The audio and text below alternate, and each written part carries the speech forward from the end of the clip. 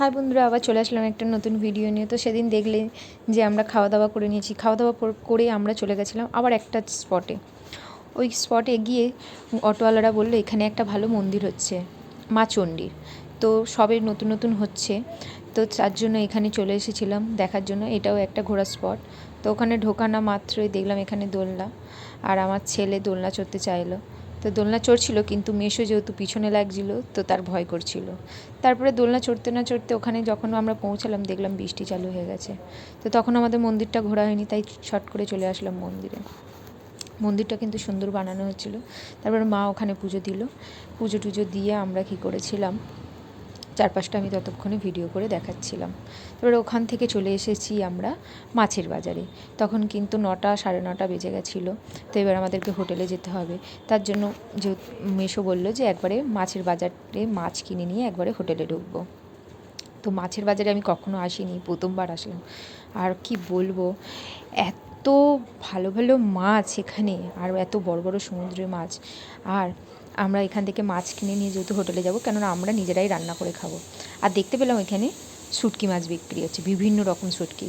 আপনারা কে খান তা জানি না, কিন্তু আমার খুব ভালো লাগে শুটকি মাছ খেতে। আর আমার মা খুব দারুণ বানায় শুটকি মাছ।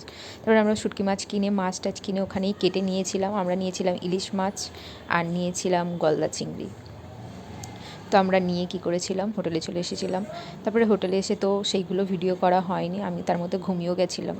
ঘুম থেকে উঠে দেখছি বাবা আর যদু দাদু রান্না করেছে, আর দারুণ রান্না করেছিল। ইলিশ মাছের সর্ষে দিয়ে, চিংড়ি মাছ ভাজা, আর আমার তো এগুলো খুব ফেভারিট, আলু ভাতে ডাল। তারপরে খেয়ে দিয়ে এক ঘুম নিয়ে বিকেলবেলায় চলে এসেছিলাম বিচে। বিচে এসে সবার আগেই বায়না করলো রিয়া, ওকে ক্লিপ কিনে দিতে হবে। তো ক্লিপ কিনে দিলাম। তারপরে আবার এখানে এসে দেখছি আমার ছেলেও বায়না করা শুরু করে দিয়েছে, তার এখন এগুলো খেতে ইচ্ছা করছে।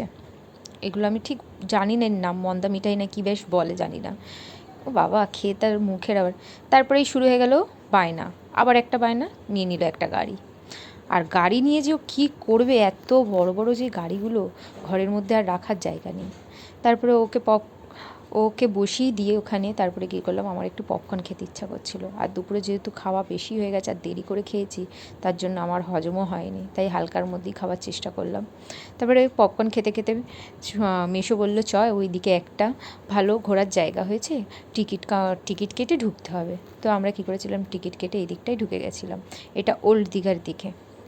তো টিকিট কেটে যখন ঢুকেছি, আমি প্রথমবার এসেছি, দেখলাম খুবই সুন্দর। আর এখানে কিন্তু চারিদিকে লাইটিং বলতে নেই, খুব সুন্দর সুন্দর জিনিস রয়েছে। আপনাদেরকে সেটা পরের ভিডিওতে দেখাবো। তারপরে আমি আর আমার ছেলে নাচ করছিলাম। আজকে ভিডিওটা যদি ভালো লাগে, টাটা, ভালো থাকবেন, সুস্থ থাকবেন।